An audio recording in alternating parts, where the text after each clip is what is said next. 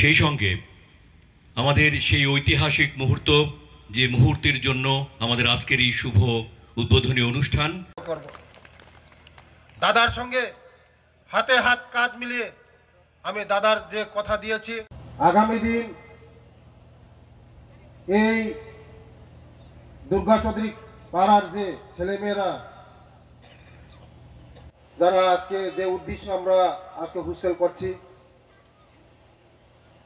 বিশেষ করে এই সরকার জনজাতিদের জন্য সবচেয়ে গুরুত্বপূর্ণ আমরা দেই।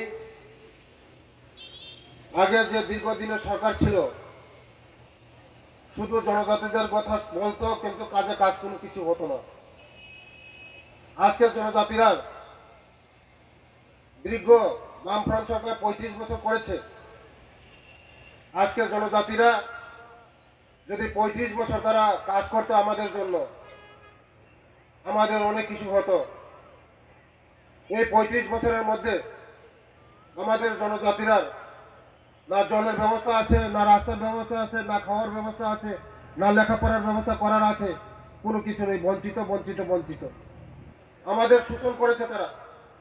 কারণ জনজাতিদের জন্য যদি শিক্ষা দীক্ষা উন্নত হয়, আমাদের শোষণ করতে পারবে না।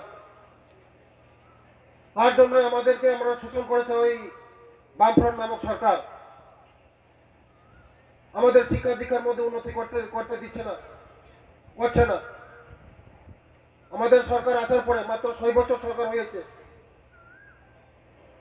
একলব্য স্কুল 35 বছরের মধ্যে তারা ওনারা চারখানি স্কুল করেছে, একলব্য স্কুল।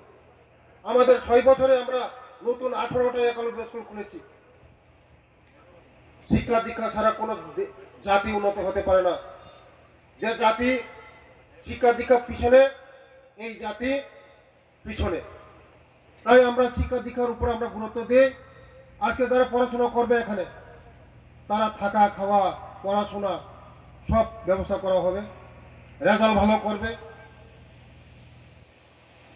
দেশের ভবিষ্যৎ হবে, এই দুর্গা চৌধুরীর ভবিষ্যৎ হবে, খয়পুরের ভবিষ্যৎ হবে, আমাদের ভবিষ্যৎ হবে।